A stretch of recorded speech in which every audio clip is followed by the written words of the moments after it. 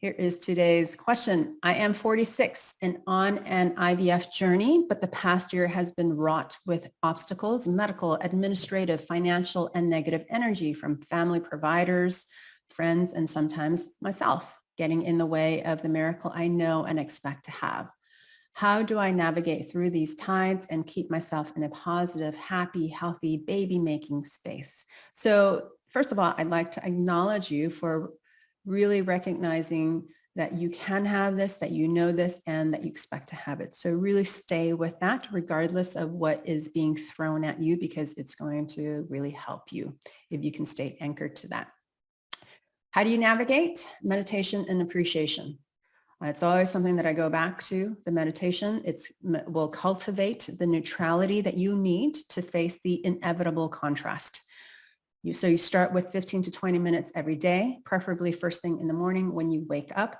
Guided meditations are fine if you're new to meditation. If you're more practiced, do the quiet meditations by connecting with your breath. The thing about guided meditations is that your energy is kind of dispersed out in order to listen to someone else.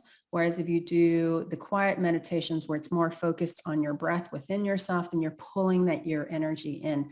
And you want to get to a point where you're able to pull your energy in because that is going to be your reservoir, because that is from where you create, is that energy. If you keep dispersing it to people, whether it's through a guided meditation or someone else or to situations, the less of it that you have to yourself. Because part of your practice, your spiritual practice and your spiritual journey is to fill up your tank as much as possible and to keep it tanked up. And so you really want to be very conscious about who you give your energy to. Appreciate throughout your day. Your life is filled with blessings, but we take them for granted. So become aware of all of the good or the great things that you have already manifested in your life. You know, we talk about manifestation as if it's a one-off thing. It's not. It's something that is running through your life that you're doing every single day, every moment of the day. Your entire life is your manifestation. And so when we talk about manifestation, we're not talking about manifesting one big thing, your baby, or manifesting a job, or manifesting a house. Your entire life is just moments of manifestations linked together like, like pearls on a necklace. They're all just little manifestations. And so the more practice that you are in becoming aware of what you want to manifest, then it's easier to manifest what we call the bigger things, or what you deem to be the bigger things. In terms of the universe, the bigger things and the smaller things, there is no energetic difference as long as you align with the energy of what you want and don't get into the way of it. Prevent the resistance from coming up and blocking you from it. They're all the same in terms of the universe, in terms of your God, or source, or the divine. So appreciating small things like your indoor plumbing, the pads, because I can't imagine wiping myself with leaves, your bed, the toilet. I love my toilet. And the food that you eat, just appreciating those small things, appreciating the big things like your loved ones, your friends, your family, your job, your career. You know, at the end of the day, I always encourage my clients to tell their partners what it is that they appreciate about them. 1 thing, 2 things, 3 things. On their birthdays, write out a beautiful list of the things that you appreciate about them. And that really shifts your frequency, and man, it shifts their frequency because we don't get acknowledged enough. So appreciating the people in your lives, right? You can have an appreciation journal that you write in at the beginning of your day. So you start your day on a positive note, and it really helps to anchor your day.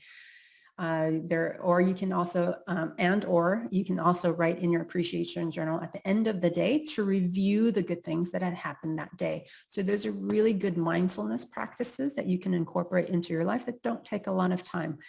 And so, I do that on a regular basis throughout the day.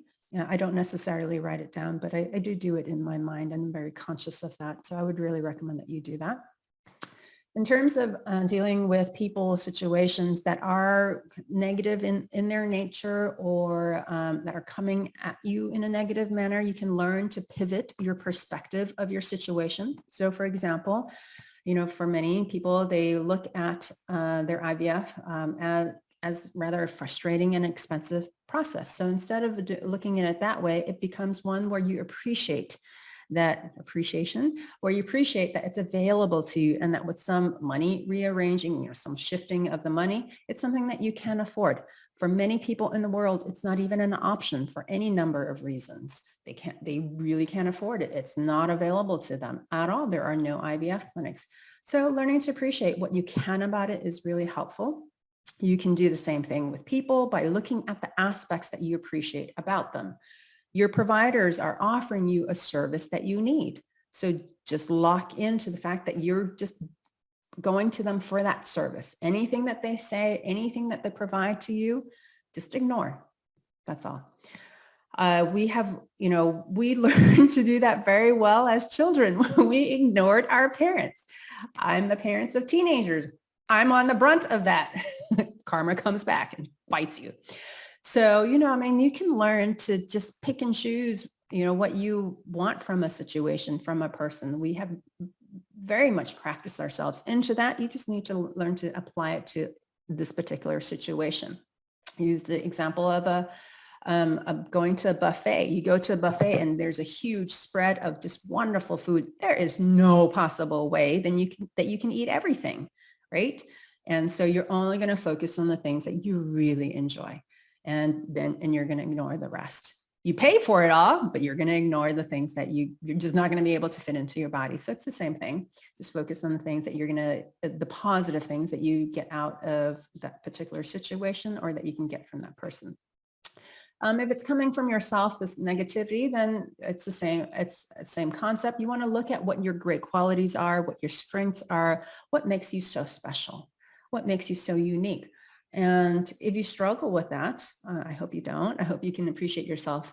I actually did this last week and I asked a friend, what is it that, she appreciated about me? And she gave me this beautiful list. I'm like, oh, thank you.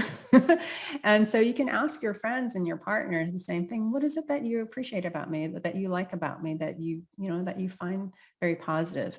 And so that can really help to soothe your soul. What have you achieved that you're proud of? Because, we have a tendency to look at the things that are lacking, that aren't working so well, and we ignore the vast, overwhelming majority of the things that are going really well or relatively well, right? And so with people, it's a practice of looking at the same person, thing, or situation and just magnifying the positive aspects rather than the negative, which is usually relatively small in comparison. You can also let go of some of the people, which is what I sometimes have to do because, I'm very sensitive to energy and empaths are going to be like that because some people just have a tendency to suck up too much energy and what we call energy vampires. And so, for me, my alignment is more important than putting up with them, to be honest. And that might be something that you may need to do.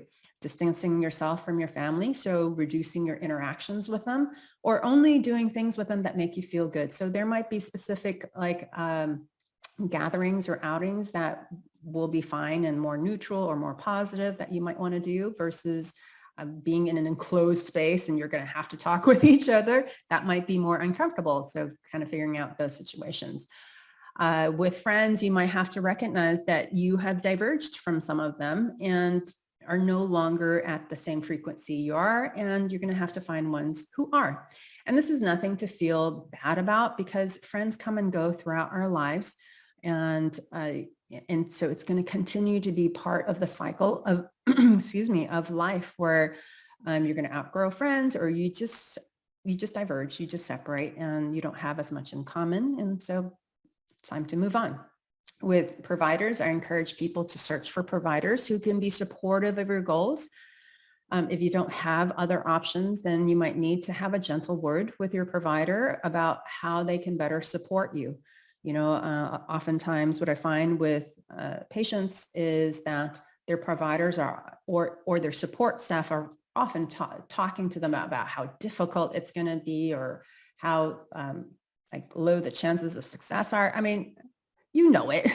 You've heard it the first time. It hits you pretty well, and and you've internalized that. And so they don't need to repeat it. So I would just, say kindly to them, you don't need to constantly hammer that in. I got it.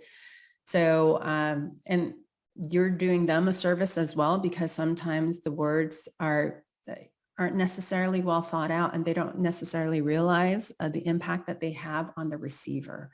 And so it may be, and if you want to take up that mantle of you teaching them how to talk with you and thereby others being more sensitive and being more supportive, then if that's a role that you want to take, then I encourage you to do that, because it will create a much more nurturing and nourishing environment for you.